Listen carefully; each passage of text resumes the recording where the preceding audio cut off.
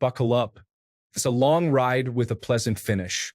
Some time back, I was hired to a company by a CEO I had previously worked for someplace else. He was a good friend, so when his newest company wasn't achieving sales, he headhunted me to join the new one. The company hadn't made a sale in 2 years. Year 1, the software product was in beta, so it wasn't ready to be sold. Year 2, they realized using the tech staff to make high-end sales to C-level executives was the shittiest sales model one could conceptualize. In general, and there are exceptions of course, these two personality styles don't speak the same language. Tech people talk tech. Buyers talk benefits and how the potential product fills needs. I bridged the gap well by translating tech speak into natural conversational language so buyers better understand how their needs will be filled. The job was an 1.5-hour drive one way from my home, so the CEO said I could work from home as long as I kept the sales management tool current. It's where you keep the notes of each prospect status, came to important meetings, and made sure the executive team had daily sales reports. The first month I made the daily 3-hour commute because I needed to have solid, constant interaction with all the departments to rapidly form my sales strategy and develop a two-way confidence level with the section heads. Once I had a handle on things, I was ready to launch my sales plan. In the meantime, the CEO hired a VP of sales, Bitch Boss, who started 4 days before I hit the ground running to get in front of buyers. She was a vice president coming from the banking industry and had a long career in sales and marketing in financial products. I hated her from the moment she arrived. She knew fuck all about tech, and I spent huge time trying to orient her, which wasn't ideal because I needed to work on my sales strategy. They brought her on board because she had strong experience gaining financial investors. Nevertheless, I forged ahead, traveled to a target state, and spent 19 days crisscrossing it. When I came back, I had 17 contracts from buyers totaling about $2 million in sales. My CEO was overjoyed. Fast forward 6 months, and now working from home, I'm rocking and rolling. Sales are strong. CEO is happy. Good things are happening. Bitch Boss has landed an investor willing to drop $6 million into the company, and they are coming into town for a discovery meeting.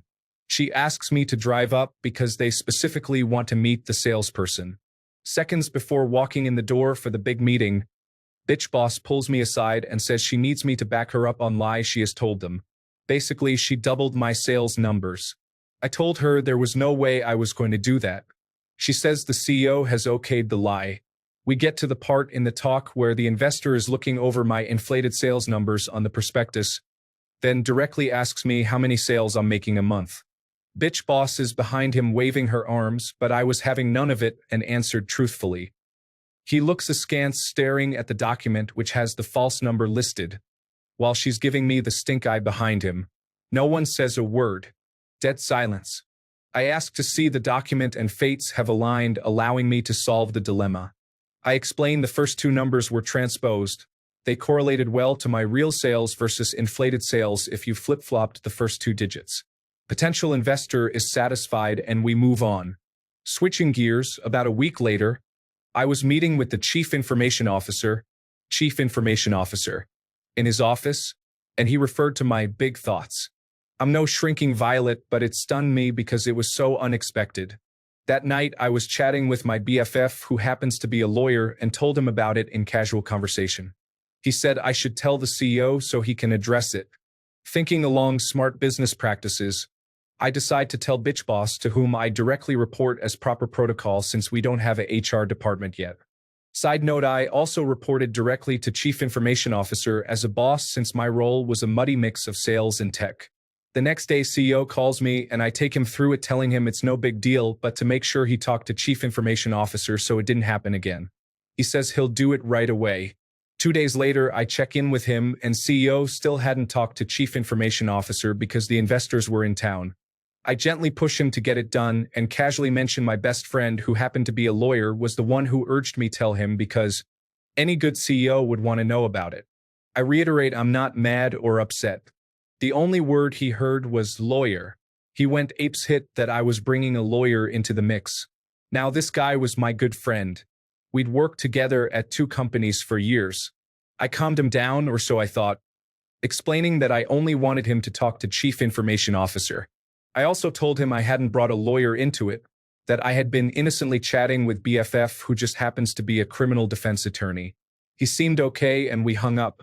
The next day, I'm working as usual and I get a call from an attorney who explains the company has hired her regarding my sexual harassment claim. I'm flummoxed and adamantly told her that was not the case, that I had no claim against the company. She said otherwise. And that's when everything changed. Dramatically, CEO was furious with me for bringing this on when investors were looking at us. His reaction set the tone which filtered down. The company began to retaliate against me. Bitch Boss now made it her mission to make my life hell, forgetting to tell me about important meetings I was supposed to attend, freezing me out when I was in the office, telling me I could no longer even speak to Chief Information Officer. A problem since I'm selling a multi-million-dollar tech product needing his input and I directly reported to him as my other boss. Denying me a long-planned, approved vacation, basically anything she could devise to screw me over, she was gleefully working it. Coinciding with this was a serious health problem I developed, ultimately requiring surgery.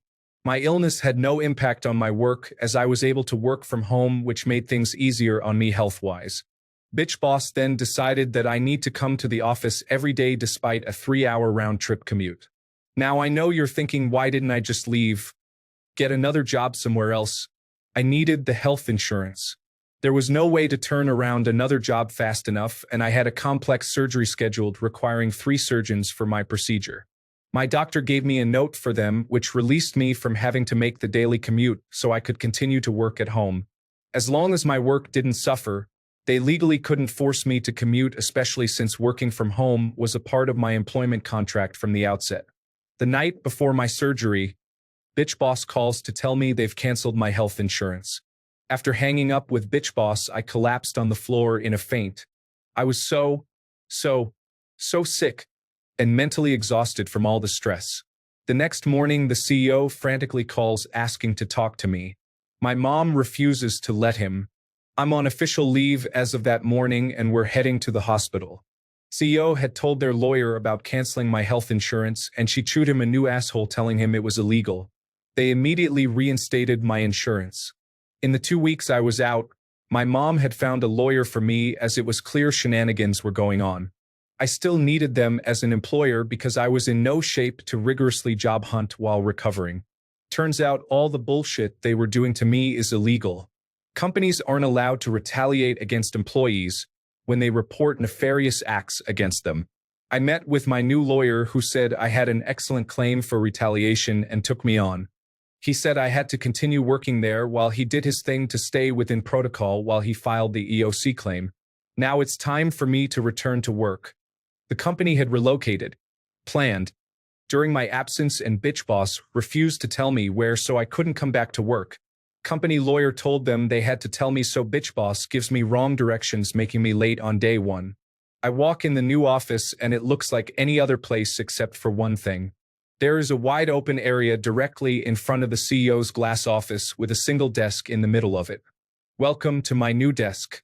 Also, I wasn't allowed to do sales anymore. In fact, I wasn't allowed to do anything at all, period. They had hired a bunch of new people to the company and they treated me like a pariah. Turns out Bitch Boss had gone to them telling a pack of lies, and if they know what's good for them, they'll stay away.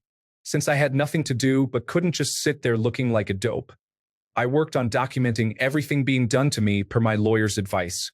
I was meticulous in my note-taking. Bitch Boss began writing me up. Stupid stuff like not answering my phone on the first ring and for asking questions during company-wide meetings, asking to see my personnel file, which employees are legally entitled to do, although not entitled to photocopy any of it. Each time she wrote me up, I had to sign the write-up. There was a space for me to reply to it, so I consistently wrote, "I do not agree with this assessment." It infuriated her so much. She wrote me up again for writing the statement that I didn't agree with it. There were several instances where she called me into her office and literally began screaming at me loudly and enthusiastically. I wouldn't engage though. My standard answer to everything was okay, which made her apoplectic. At one point, she's inches from my face screaming. Her face beat red and I just sat there with a dreamy expression whilst envisioning her blowing a vein in her head stroking out. I infuriated her with my equanimity. Still and all, I was in it to win it at this point. It didn't matter what new humiliation they dished out. I took it all with a bland face, then went to my desk and documented it in my notebook. She loathed my notebook, sure that I was doing exactly what I was doing, documenting, because it was my personal property though. She couldn't take it from me. I had to carry all my belongings with me everywhere, company-wide meetings, the bathroom, lunch, because I caught her one time going through my desk my fucking purse. Although it gave me great joy to write a note reading "fuck you," which I left in my backpack and jerry-rigging it so I could tell if she went into she did. I withstood it all with a brave face, only breaking down once I left for the day. My attorney took a lot of sobbing phone calls during this period. Finally, the day comes that my attorney has what he needs and I can resign. Better still, he advises I don't have to give a 2-week notice. I come back from lunch and type up my letter with one sentence. I resign immediately. I take it in to the HR guy who also took part in their evil machinations and hand it to him. His mouth forms an O shape and he half stands up from his chair as he reads it. He looks up and I give him a smile and say bye-bye just as sweet as pie. Walked out the door and drove home feeling mighty fine. 1 month later, my lawyer and I are at the EOC office along with the CEO, bitch boss and their lawyers so the EOC can review my claim. In my state, you can't just bring a lawsuit against a company for things like harassment and retaliation. Claims must first be evaluated by the EOC, and then if they determine you have enough grounds to file a lawsuit, they issue a right to sue document. My lawyer presented my case logically and forthright, detailing all the evidence. Took him 40 minutes to go through it all. Then they presented their side with allegations of my poor employment along with their evidence, which were all the copious write-ups bitch boss had written. EOC asks about the timeline of the write-ups, inquiring if they before or after my claim occurred. Bitch boss, wearing a smug, self-satisfied smile, states they were all prior to my claim as noted by the dates on each document. EOC lady looks at my lawyer. My lawyer looks at me. I look at bitch boss, then serenely pull out MY photocopies of the documents.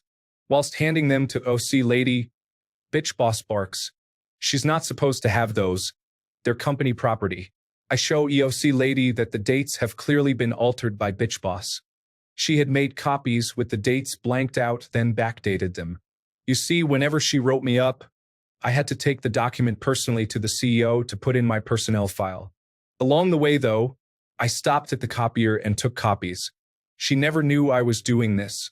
You could have heard a pin drop. EOC lady reviews the copies, then slowly sets them on the table. She didn't say a thing for a long time, then she spoke. I can remember her words exactly to this day. I've seen a lot of ill treatment and illegal undertakings by both employees and employers, including forged or altered documents, but I have never seen someone so incredibly stupid to present documents this easily disproved. Not only are employees entitled to receive and keep a copy of formal write-ups, but reading these ridiculous allegations, it's obvious you are trying to manufacture your case. She went on to say I had a clear case for a lawsuit, and moreover I would win it. She recommended their side go in another room and determine a settlement amount to pay me immediately or risk the lawsuit. They went to a nearby office and I could hear the lawyer dressing them down. Words I heard included lied to me, lied to EOC, presenting false documents, broke so many laws. Figure out a number big enough to pay her, so this doesn't go to court, because you will lose. They came back with a $50,000 offer which we accepted. My lawyer and I left, then did a football touchdown dance in the parking lot. Looking up at the EOC window, I could see bitch boss in the window looking miserable and crying. She had just been fired. That was my year one revenge. I'm not a hateful person. I get mad and get over it. But for bitch boss, I nurtured hatred and vowed to one day get revenge, so I kept tabs on her and discovered she opened a finance marketing company after she was fired. Then I waited a year before exacting my petty delight. For the past 18 years, I've executed a wonderful, soul-refreshing project. Each year I go to her website and write down all the work email addresses and phone numbers for the employees. Then I subscribe them all to get more information from places like online schools, online insurance companies, all those bullshit aggressive organizations that keep your contact information longer than a gypsy fucking curse while trying to sell you stuff. The last few years, I've subscribed them to an email bomb service where the service takes the address and instantly subscribes it to thousands of newsletters, request for more information feeds, and other online buyers of email addresses for marketing services. I tested it with a burner email, and it wreaks havoc on your inbox with thousands of emails received within seconds, and they never fucking stop. You literally have to close down the email because it can't be salvaged. Each year, when I go to collect the contact information, all the emails have been changed to new ones. Last year, my cousin took a job in the same building. I enlisted her help, and she made it a point to befriend a receptionist working for Bitch Boss. After executing my yearly plan, my cousin went to lunch with her. The receptionist was in a foul mood and explained the entire organization was in disarray because IT had to redo all the emails again. It keeps happening over and over, and nobody can figure out why. She said the owner, Bitch Boss, has had to get her cell phone number replaced 3 times because of all the texts and phone calls she gets whenever it happens again. Sometimes Bitch Boss would have her phone number on the website, which I duly subscribed to everything under the sun. The best part for me was hearing how she lost a mega client because they felt the company was in too much turmoil so often. The thought of this keeps me warm and cozy at night, and I sleep so very, very well. Edit. I forgot to include a key piece to the story I remembered. A Redditor mentioned how great it would have been if the investor pulled out, which triggered the memory. The investor did pull out of the deal. Once I left the company, they were unable to generate sales like I had been doing. They had small ONSI and TUSI sales, but nothing of the ilk I was generating. The new sales numbers were so dismal, the investor got skittish. The company eventually went on to success, but it took them a lot longer to get there because of the fiasco. Comment. OP. This is one of my favorite revenge stories. Great job keeping your cool and collecting evidence. I had a slightly similar lawsuit experience against a well-known automaker, collecting evidence while they unknowingly shot themselves in the foot. At every level from local to corporate. They settled at the 11th hour before trial when they realized this dumb carpenter kid actually kept notes evidence like a lawyer. I should share that someday. High five, or should it high 50? To you, comment, wow. This is the kind of pro-revenge I come here for. I am impressed. I had a bad job situation where a new supervisor took out after me for being transgender. It was a nerve-wracking mess because I had a spouse there as well that was not out of the closet as a transgender woman, and I couldn't do anything without risking her. I know a bit about crazy bosses going out after you, so I am so impressed with how you managed. I cannot imagine the kind of fortitude you must have withstood all that. I am so happy you came out on top. Please leave your story in the comments. Also, don't forget to like and subscribe to get new update. Thank you.